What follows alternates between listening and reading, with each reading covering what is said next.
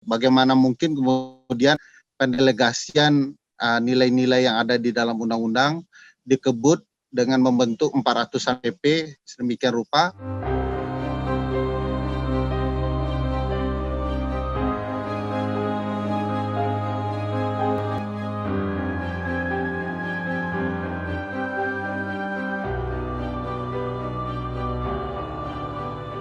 Kembali lagi di Bincang Hukum, kali ini bersama dengan Bang Ferry Amsari, pakar hukum tata negara. Di sini kita akan mengupas mengenai Undang-Undang Cipta Kerja yang baru saja disahkan, terutama bagian-bagian yang penting untuk dipahami dan disikapi oleh publik. Begini Bang Ferry, jadi masyarakat awam termasuk saya sendiri itu agak kesulitan untuk betul-betul memahami undang-undang ini karena sangat banyak pasalnya gitu kan, dan banyak sekali juga undang-undang yang sebelumnya yang ada yang harus dibandingkan dengan pasal-pasal yang ada di dalam undang-undang ini. Jadi Bang Ferry di sini sebagai pakar hukum mungkin bisa membantu kami untuk bisa memahami undang-undang ini, terutama bagian-bagian yang sekiranya bermasalah dan juga penting atau krusial untuk dipahami dan dinilai dan ditelaah dan disikapi bersama. Ya, silakan Bang Ferry. Sebenarnya metode omnibus law itu memang kontroversial dalam konteks pembentukan peraturan perundang-undangan di Indonesia. Metode omnibus law ini tidak ada di dalam Undang-Undang 12 tahun 2011, Jungto Undang-Undang 15 tahun 2019 tentang pembentukan peraturan perundang-undangan. Di dunia ada dua model ya omnibus law. Satu, pengkitapan peraturan perundang-undangan dalam jumlah besar, jumlah banyak pasal-pasalnya, kayak KUHP begitu ya, KUHAP, itu kan satu undang-undang, tapi jumlahnya berjibun ya, pasal-pasalnya, tetapi temanya sama, satu topik pidana, hukum acara pidana, bahkan undang-undang pemilu kita itu bisa juga disebut sebagai omnibus law, karena jumlah pasal-pasalnya yang sangat tebal, banyak. Tidak hanya soal pilpres, juga mengatur soal pemilu legislatif dan penyelenggara pemilu. Maka disebut omnibus karena mengatur banyak hal ya, mencakup banyak hal. Tapi model kedua yaitu model merevisi banyak undang-undang yang ada ke dalam satu undang-undang tidak dikenal, tidak ada begitu ya. Dan model ini oleh banyak pakar ilmu perundang-undangan di dunia disebut sebagai model antidemokratis. Kenapa? Karena banyak disusupkan kepentingan-kepentingan ke dalam pasal-pasal yang jumlahnya terlalu banyak dan berbeda-beda topiknya satu sama lain. Makanya Mbak Kandia tadi kebingungan membacanya karena terlalu banyak jenis ragamnya ya pasal-pasalnya. Pasal soal perizinan, soal tata ruang, dulu ada sudah dicabut kabarnya soal guru dan dosen begitu ya. Lalu soal pertambangan, soal minerba, migas, banyak, ada 79 undang-undang kurang lebih itu dimasukkan dalam satu undang-undang untuk direvisi di dalamnya. Nah, kenapa tadi saya sebut sebagai antidemokratis? Karena memang model begini sengaja tidak melibatkan partisipasi publik. Bahkan beberapa penelitian menyebutkan demikian ya, terutama di penelitian teman-teman pakar di Kanada dan Amerika yang menyebutkan ada permainan untuk merekayasa proses pembentukan peraturan perundang-undangan. Jadi strateginya begitu, memasukkan banyak revisi, tetapi ada pasal-pasal tertentu yang diselundupkan. Lalu karena jumlahnya terlalu banyak, orang tidak fokus, tidak memperhatikan mana yang menjadi problematika serius dari undang-undang tersebut. Ya. Nah, kalau dilihat memang banyak sekali ya pasal-pasal yang menurut saya secara hukum tata negara ya studi saya itu bermasalah. Belum lagi teman-teman yang studi perdata, pertanahan, ya, hukum administrasi negara, hukum pidana menyebut banyak sekali masalah-masalah lain. Kalau secara tata negara, boleh dijelasin Bang Ferry, masalahnya ada di mana? Ya, salah satu yang menjadi titik berat yang menarik adalah soal sentralistik kekuasaan, Mbak, kan ya. Kita tahu di dalam Undang-Undang Dasar bahwa Undang-Undang Dasar kita hasil reformasi menganut konsep otonomi seluas-luasnya. Tetapi di dalam Omnibus Law ini dikenal upaya untuk menarik kekuasaan kembali kepada pusat. Makanya hampir di setiap undang-undang yang direvisi selalu ada ketentuan yang mengatur mengenai pengaturan lebih lanjut di dalam Di peraturan PP. pemerintah. Ya, Ya. hampir 4 utusan ditarik semua. Tidak hanya soal perizinan, soal penataan ruang, soal pertambangan dan segala macamnya, bahkan soal parkir darat saja, parkir motor, mobil gitu ya, itu ditarik pengaturannya ke pusat. Bagi saya itu agak berlebihan karena apa? Karena akan ada pengurangan pendapatan asli daerah. Nah, kalau bahkan lebih jauh kalau ingin dilihat, ketika pemerintah mencoba mengatur banyak hal soal pembangunan di daerah, maka daerah-daerah yang tidak berkesesuaian dengan pusat bukan tidak mungkin akan sulit melakukan pembangunan karena mereka harus betul-betul punya kesesuaian dengan program dan sikap-sikap politik pemerintah di pusat. Jadi ini makanya disebut anti demokratis juga. Jadi karena bisa ada politik anggaran dari pusat terhadap daerah gitu ya. Sangat mungkin. Bang Ferry, kalau mengenai desentralisasi versus resentralisasi ini, karena jadi ditarik lagi ya otonominya ke pusat. Ada nggak sih sebetulnya masalah yang selama ini terjadi akibat mungkin ada otonomi terlalu sedikit di pusat atau bagaimana sehingga itu dijawab dengan ini? Atau menurut Bang Ferry ini semacam movement yang sebenarnya nggak ada masalah yang diselesaikan dengan ini gitu? Ya, dulu kan ada kesan euforia ya bagi pemerintah di daerah dengan konsep otonomi seluas-luasnya. Mereka merasa berkuasa, tetapi sudah ditata kelola lagi di Undang-Undang Pemerintahan Daerah. Jadi permasalahan ini sebenarnya pada titik tertentu sudah sangat selesai. Ya, baik soal dominasi pemerintah daerah yang berlebihan, soal peraturan daerah, soal tata kelola berkesesuaian dengan rencana pembangunan jangka panjang nasional dan segala macamnya sudah diselesaikan, baik oleh Undang-Undang Pemerintahan Daerah maupun Undang-Undang pembangunan yang lain di bidang-bidang tertentu yang berkaitan dengan daerah.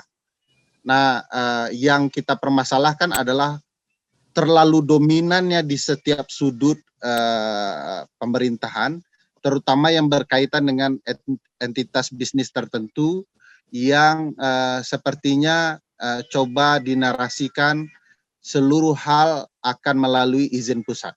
Jadi kalau kemudian ada kendala tanah, maka akan ada peraturan pemerintah yang mengatur jika pebisnis berhadapan dengan kendala tanah.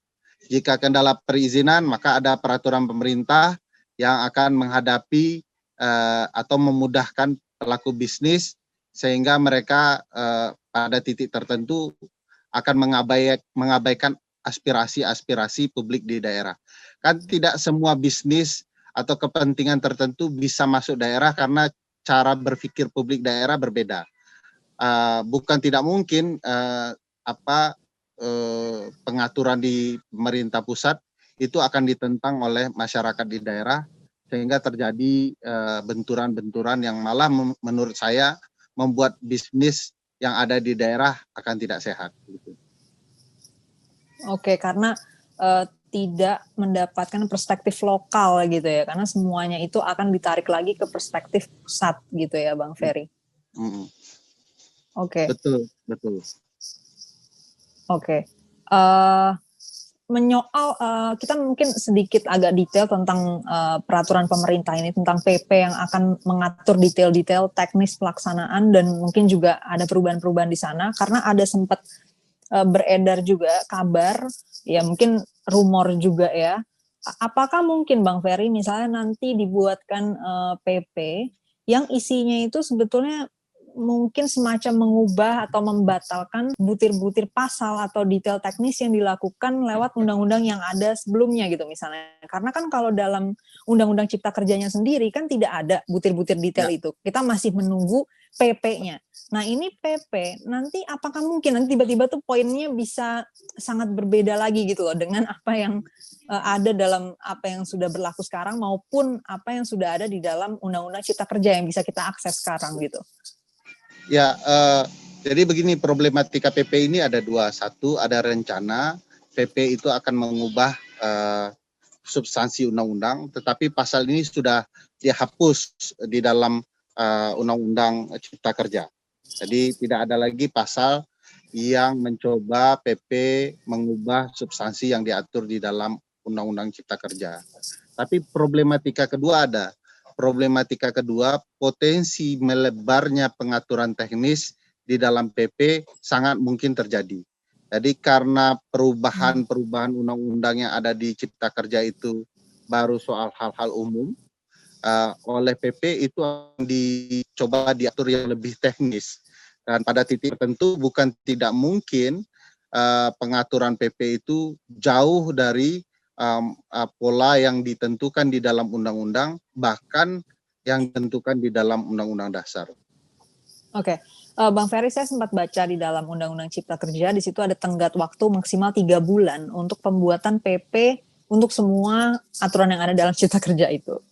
Nah, PP ini tenggat waktu 3 bulan ini untuk dia langsung mengesahkan atau ada kesempatan di sana untuk publik membaca dulu draftnya? Ada nggak sih kewajiban untuk pemerintah membuka dulu draft PP-nya ini untuk publik bisa membaca dan menilai, atau nggak ada kewajiban itu, nggak ada keharusan untuk melakukan itu, sehingga dia bisa langsung saja PP-nya langsung disahkan saja gitu, Bang Ferry?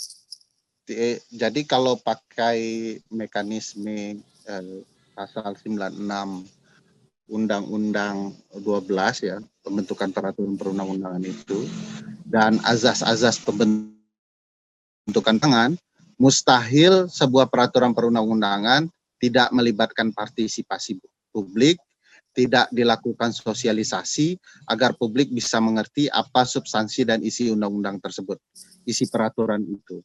Jadi termasuk peraturan pemerintah harus disosialisasikan, harus melibatkan partisipasi publik agar betul-betul kemudian undang-undang itu dipahami oleh publik dan dapat dilaksanakan karena publik merasa perlu melaksanakan peraturan tersebut. Jadi angka 3 bulan itu agak beresiko. Bagaimana mungkin kemudian pendelegasian nilai-nilai yang ada di dalam undang-undang dikebut dengan membentuk 400-an PP sedemikian rupa, apalagi pemerintah kan berkeinginan untuk membatasi jumlah peraturan perundang-undangan agar tidak terlalu gemuk peraturan perundang-undangannya ya. Tetapi faktanya di dalam Omnibus Law ini malah terlalu besar, terlalu banyak, dan saya agak sulit membayangkan bagaimana kemudian jumlah peraturan sebanyak ini disosialisasikan dengan baik. Jadi ada kewajiban sebenarnya Mbak Kania untuk kemudian betul-betul melibatkan publik dan mensosialisasikannya dengan baik begitu. Bang Ferry, kalau misalnya nanti ini kan kemudian tentu saja kita dengan logika aja melihat 3 bulan tuh rasanya sangat tidak mungkin ya untuk publik tuh terlibat melihat misalnya tadi ada 400-an PP gitu kan. Nah terus misalnya nanti kemudian kita mau menggugat gitu, mungkin kemana berarti nih, ke MK atau bagaimana, apakah tidak adanya partisipasi publik di dalam pembuatan PP itu bisa menjadi dasar untuk membatalkan produk hukum ini, Bang Ferry?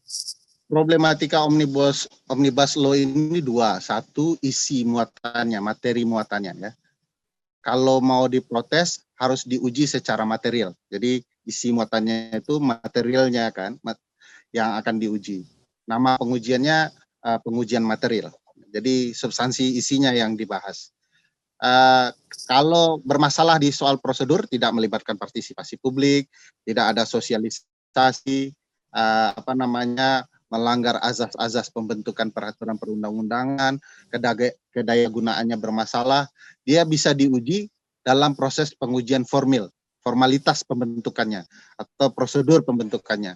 Jadi bisa dua, Mbak Kania, diuji materialnya atau formilnya ke Mahkamah Konstitusi, atau juga bisa satu-satu. Jadi bisa dua-duanya, bisa satu-satu. Tergantung perspektif para pemohon yang akan melakukan pengujian. Oke, berarti bisa ya sebetulnya untuk bahkan secara teknis pelaksanaannya pun tadi itu bisa diuji secara formil gitu ya, Bang Ferry, Ya. untuk digugat ke Mahkamah Konstitusi. Ya, baik, rasanya sudah cukup ya, berarti sudah cukup banyak poin yang penting yang udah disampaikan dan itu bisa menjadi pertimbangan juga karena sekarang posisinya kan undang-undangnya sudah disahkan gitu ya, Bang Ferry. Ya. Nah, ini kedepannya belum berarti dikasih nomor. Belum dikasih nomor. Ya. Kalau misalnya berarti kan ini posisinya undang-undangnya sudah disahkan, tinggal menunggu tadi nomor undang-undangnya, dan ada nggak nih berarti prosedur selanjutnya akan harus dilakukan, atau misalnya opsi yang tersisa kalau publik mau ini dicabut langsung ke MK gitu, Bang Ferry? Jadi kalau belum dikasih nomor, namanya belum diundangkan. Proses pengundangannya belum dilakukan. Proses pengundangan itu berada di bawah Kementerian Hukum dan HAM. Agak mustahil tidak cepat proses pengundangan ini karena kan ini usul inisiatif pemerintah, disetujui bersama DPR dan pemerintah, tinggal proses pengundangan. Di MK untuk mendaftarkan permohonan, boleh permohonan itu undang-undangnya belum dikasih nomor. Tetapi dalam sidang-sidang selanjutnya itu harus betul-betul menunggu nomor karena itu berkaitan dengan objek yang mau diuji. Jadi nomor berapa sih undang-undang itu sebenarnya. Dalam proses seperti ini tinggal ditunggu tanda tangan Presiden. Apakah Presiden menandatangani persetujuan bersama Omnibus Law ini. Kalau sudah ditandatangani Presiden, maka akan segera diundangkan. Kalaupun tidak ditandatangani oleh Presiden, maka dalam waktu 30 hari akan berlaku dengan sendirinya dan akan segera diundang. Ya, jadi dengan atau tanpa tanda tangan Presiden sebetulnya akan bisa berlaku ya, Bang Ferry? Ya, karena Presiden sudah dianggap menyetujuinya bersama-sama dengan DPR di dalam persidangan-persidangan sebelumnya di DPR.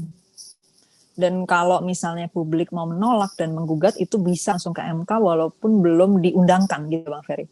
Bisa juga seperti Pak SBY. Pak SBY dulu menyetujui bersama DPR membuat undang-undang pilkada untuk dipindahkan ke DPRD. Lalu karena publik mengkritisi luas, ya, tiba-tiba didengarkan aspirasi itu, dikeluarkan Perpu untuk pencabutan. Nah, sama juga tuntutannya dengan Undang-Undang KPK, Mbak Kania.